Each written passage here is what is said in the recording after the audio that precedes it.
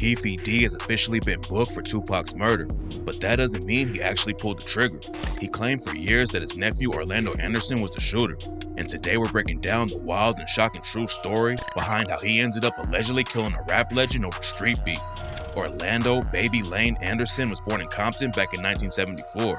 After his parents split up when he was a kid, Orlando's mom started working 12-hour shifts to feed the family, but she was working so much that she had to send Orlando to live with his grandmother. A lot of kids in Compton didn't have any support or places to go, but Orlando's family was always tight. He was surrounded by aunts, uncles, and cousins all the time, and back in the day was all good at his grandma's house. He graduated high school and his half-brother even went to study at Berkeley, but Orlando still ended up getting sucked into the street life. It's tough to stay out of the trenches when you come up in the hood like Orlando, and what made it even harder was that his uncle Keefe D was one of the most powerful Crips on the West Coast. Keefe started repping the Southside Crips when he was around 12 years old, and by the time he got to high school, he was ready to level up and become a boss. He was selling little bags of weed back then, and even served as high school baseball coach, and that's how he got involved with moving coke. He got locked up a couple times as a teenager, but when he turned 20, Keefe really started making a name for himself in the streets. He got jumped one day by the ops while he was alone, and Keefe clapped back immediately. After they put hands on him, Keefe went home and picked up his rifle and pistol. Then he slid into op territory and started hunting down the dudes behind the beating. He found one of them outside his house, and Keefe dumped 2 clips into the crib while the dude ran inside ducking for cover. Then he found the dude's brother and chased him down with the pistol. The op put his hands up, and that's when Keefe decided to just smack him with the gun and let his homie stomp him out instead of killing him. Keefe ended up doing 4 years on drug and assault charges, but prison just pushed him even deeper into the streets. 13 people were killed in the same prison he was locked up in, and when Keefe survived that, he was ready to come out and really take over the drug game. Crack was all over the place when Keefe was released, and that's how he really leveled up his business. One of his homies introduced him to a new plug, and it turned out to be a dude working directly for Pablo Escobar. Back then, Keefe was moving 5 to 10 kilos at a time, but the first time he met the Colombian plug, they handed him 140 kilos to flip. It was too much weight to sell in Compton and the rest of LA, so Keefe started running the drugs all over the country. Around the same time Keefe was becoming a drug lord, Orlando was hopping off the porch and started repping the Southside Crips too. A retired Compton PD and gang detective named Bobby Ladd said he used to see Orlando hanging out on the block with the other Crips all the time. In school, Orlando was a good student who always had great grades, but in the streets, he was already getting a rep for being a savage. Orlando was never convicted of anything serious, but Bobby Ladd said he was connected to 2 different homicides before the Tupac situation went down. At the same time Orlando was getting deeper in the streets and Keefe was taking over the coke game, Suge Knight and Death Row Records were dominating hip-hop. Death Row was already on the way up after Dre and Snoop Dogg started selling millions of records, but then Suge linked up with Tupac and took everything to another level. Death Row wasn't just a label though. Suge came up in Compton repping the Mob Power Bloods, and a ton of dudes affiliated with Death Row repped the same set. The label was basically its own gang back then, and they were known for putting crazy pressure on anyone who got in the way. The Mob Power Rules already had tension with the Southside Crips, but after Death Row blew up, the situation got way more heated. Keefe D and his homies were all tight with Diddy, Biggie, and the rest of the Bad Boy Records crew, and after Suge called Diddy out and sparked a war between the East and West Coast, the beef didn't just stay in the industry. On the outside, it looked like Tupac and Biggie were the ones beefing, but behind the music was a deadly street war that led to a lot of death on both sides. After the industry drama put everything in the spotlight, the Crips and Bloods were at each other's necks even more, and that's how Orlando ended up getting involved with the situation. According to Keefe D, one of his little homies was shopping at the Lakewood Mall when a dude from Death Row named Trey rolled up with his crew and pressed him. They thought Keefe's homie was there by himself, but then Orlando and some other Southside Crips came in and put hands on the Death Row guys. They ended up snatching Trey's Death Row chain, but nobody had any idea what was going to happen next. A few weeks after Trey got his chain snatched, he went to Las Vegas with Pac, Suge, and the rest of Death Row to watch the Mike Tyson fight. According to some reports, Orlando was a huge boxing fan. He wanted to see the fight and didn't have a ticket, so he allegedly snuck in and sparked a situation that ended with Tupac dying. Orlando wasn't the only Southside dude in the city though.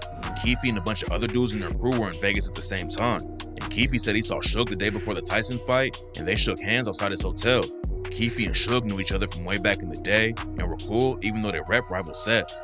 Everything probably would have been fine if Orlando wasn't at the Lakewood Mall when Trey got jumped, but unfortunately, that's not how everything went down. According to people around him, Orlando wasn't just a gangbanger who wanted to stay in the trenches forever. He was a huge fan of music and wanted to get into the industry. Orlando even started up a label called Success Records, but he never got the chance to really go legit with it. He was also a huge Tupac fan and owned everything Pac ever released, and that's what makes what happened next even more tragic. Orlando was walking through the MGM Grand lobby after the Tyson fight, and that's when he ran into Tupac, Suge, Trey, and the other death row guys. According to reports, Trey recognized Orlando from what went down at the Lakewood Mall a few weeks before, and he's the one who pointed him out to Pac. Orlando was a big fan of Pac and didn't have any issues with him, so he had no idea what was about to happen. Pac walked up and asked him if he was from the South Side, and when Orlando said he was, Tupac swung on him, and then the rest of the death row crew jumped in and stomped him out. Mob James is an OG Mob Piru affiliate, and in the interview he said that everyone knew Orlando was a real hitter. Most people would be terrified getting jumped by Suge and all the death row dudes, but Orlando allegedly yelled, "Fuck you and your money," while it was going down. Orlando wasn't going to let them put a beating on him and just get away with it. So after the death row guys ran out, he dusted himself off and met up with Keefe and the rest of the Southside crew. According to Keefe, Diddy's homie Zip was there too, and he's the one who gave him the gun that killed Tupac that night. Keefe and Diddy had been affiliated for years, and Keefe even let Diddy use his whip when they were shooting Usher's first music video. According to rumors, Diddy already had a mill on Suge and Pac's heads after they dropped the track Hit 'Em Up and Pac rapped, "First off, fuck your bitch and the clique you claim. West Side when we ride, come equipped with game. You claim to be a player, but I fucked your wife. We bust on bad boys, niggas fuck for life. Then, fuck Biggie, fuck Bad Boy as a staff, record label, and as a motherfucking crew. And if you want to be down with Bad Boy, then fuck you too. And you niggas can't feel it, we the realest. Fuck them, we Bad Boy killers." When Keefe and everyone else found out about what went down at the MGM Grand, they knew they had to clap back, but nobody brought guns with them to Vegas. So Zip allegedly told him about some poles he had stashed in his whip and gave him a 40 cal Glock to do the hit. The Southside crew took a van and a car full of dudes and went straight to the nightclub Suge owned called Club 662. The plan was to wait there and ambush Pac and Suge when they rolled up. But after sitting around for half an hour, some of the Crips got cold feet and Keefe told him to just leave. That's when he hopped in the whip with Orlando and two other Southside dudes named Bubble Up and Big Dre. They hit the strip looking for Pac and Suge, and the only reason they found them was because some girls spotted Tupac first and started screaming at him from their car. Pac started hanging out the window and waving to him, and that's when Keefe spotted him and told Bubble Up to bust a U-turn. We know that someone in the whip killed Pac, but this is where the story gets complicated. According to Keefe, they pulled up next to Pac and Suge, and he didn't have a good shot because he was sitting in the front passenger seat. Big Dre was the one who had a better angle to let off shots, but when Keefe tried to pass him the Glock, Dre didn't want to take it. Keefe says that's when Orlando grabbed the strap, leaned over Dre, and shot Pac to death. Some of the death row guys were in the whip right behind Pac and Suge, and after the shots started going off, they chased Keefe and his crew down and tried to clap back. The Crips got away and made it back to Compton, but the drama didn't end there. According to reports, everyone in the city knew who was behind Pac's shooting immediately. Reggie Wright Jr. was the head of death row security back then, but his dad was still a cop with the Compton PD. And Keefe said he rolled up on him and gave him death threats if anything happened to his son after Pac got hit up. Bobby Ladd says that Orlando was bragging about shooting Pac after it went down, but after Pac died from his wounds 7 days later, Orlando knew it was better to keep his mouth shut about it. Pac getting killed took the violence in Compton to a whole new level, and in the first 10 days after it happened, there were at least 11 shootings and 3 more murders in the street. A month after Pac died, Orlando and 21 other Crips got booked by the LAPD. A lot of people already thought he was the #1 suspect behind Pac's murder, but he was never officially charged for it and even went on TV to deny it. The cops were still working on the case a couple years later, and Orlando was still being investigated over Pac's death.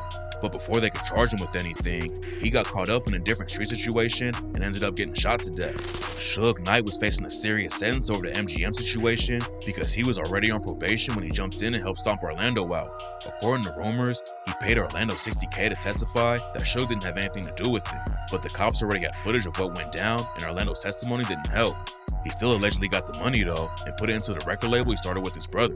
Orlando was still trying to break into the music industry, but at the same time, he had both feet in the trenches of Compton, and this is how he got killed. Orlando had lived with his grandma from a young age and was really tight with her. So after she died back in '98, he stayed up all night drinking with one of his homies.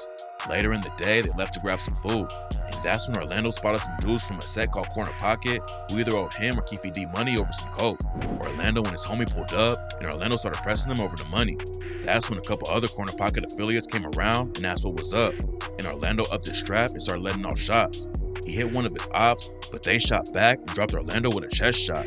That's when Orlando's homie picked up his gun and shot another Corner Pocket affiliate, and when it was all over, Orlando and 2 Corner Pockets were dead. At the same time Orlando was killed, Keefe D was facing life in prison on drug charges. A bunch of his homies flipped on him, he lost his cartel plug because of all the heat over the Tupac situation, and everything came crashing down at the same time. The feds had over 100 agents working the case against Keefe and the rest of the Southside Crips, and the situation wasn't looking good for him. Keefe said the feds offered him $500,000 to be an informant and help them arrest other big-time dealers, but instead, he decided to tell him everything about Tupac's death so he could get the drug charges dropped.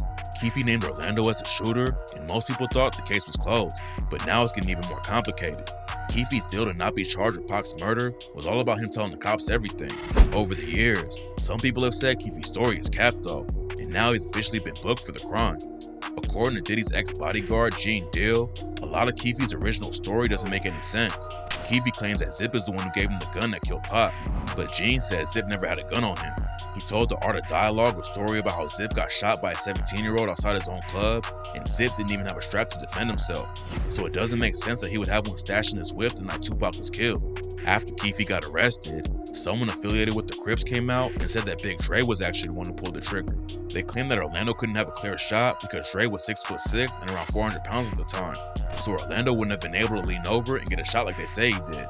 Even after the dude came forward though, Greg Kading said he's confident that Orlando was the shooter. I'm extremely confident that it was Orlando. Right now, nobody knows exactly how everything went down that night in Vegas. But after Keefe's trial starts, there's no telling what kind of news will break in the case. Big Dre died from obesity, and Bubble Up was shot to death in Compton back in 2015, which leaves Keefe as the last man standing. Orlando wanted to leave the streets behind and go legit in the music game, but unfortunately he got wrapped up in one of the wildest murders in the history of rap. A lot of people in the industry didn't want to work with the dude who was involved with Pac's death, so he stayed in the trenches and ended up dying there.